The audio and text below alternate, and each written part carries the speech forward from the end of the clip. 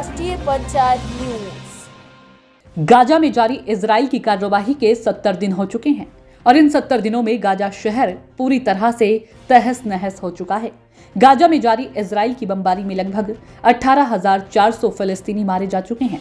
इसमें ज्यादातर महिलाएं और बच्चे शामिल हैं और अभी मृतकों की संख्या और भी ज्यादा बढ़ सकती है। इसके अलावा संयुक्त राष्ट्र का अनुमान है कि गाजा के 24 लाख लोगों में से 19 लाख लोग युद्ध के कारण विस्थापित हो चुके हैं। वर्तमान परिस्थितियों को देखकर ऐसा लगता है कि ये युद्ध अभी लंबा चल सकता है।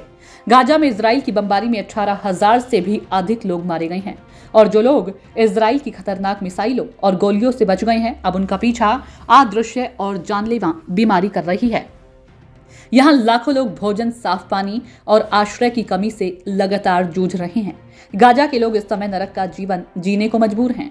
गाजा में जो लोग इजराइल की खतरनाक मिसाइलों और गोलियों से बच गए हैं, उन पर अब कुदरत का कहर बरस रहा है। यहाँ लाखों लोग भोजन, साफ पानी और आश्रय की कमी से जूझ रहे हैं। इन्हीं कमियों के कारण गाजा के लोग नरक जैसी जिंदगी जीने को मजबूर हैं। इसके साथ ही गाजा में खतरनाक बीमारियों ने अपना असर दिखाना भी शुरू कर दिया है। गाजा में जो लोग इजराइल की खतरनाक मिसाइलों और गोलियों से बच गए हैं, उन्हें अब घातक बीमारियां घेर रही है। पहले ही लाखों लोग भोजन, साफ पानी और आश्रय की कमी से जूझ रहे हैं। इन्हीं कमियों के कारण गाजा के लोग नरक जैसी जिंदगी जीने को मजबूर हैं। 10 डॉक्टरों और सहायता कर्मियों ने समाचार एजेंसी को बताया कि गाजा में लाखों लोगों को भोजन, साफ पानी और आश्रय की कमी के अलावा खराब स्वास्थ्य सुविधाओं का सामना करना पड़ता है। डॉक्टरों ने कहा कि गाजा में भयानक बीमारी और महामारी फैल रही है।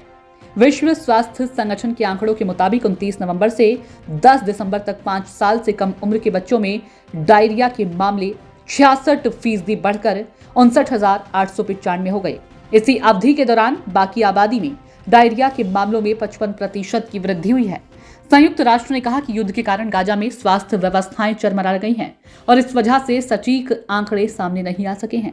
दक्षिणी गाजा में खान यूनिस के नासिर अस्पताल में बाल चिकित्सा वार्ड के प्रमुख डॉक्टर अहमद अल फर्रा ने कहा कि उनका वार्ड गंभीर निर्जलीकरण से पीड़ित बच्चों से भरा हुआ था। इसके परिणाम स्वरूप कुछ बच्चों में किडनी फेल हो गई है, जबकि अन्य में डायरिया 4 गुना बढ़ गया है।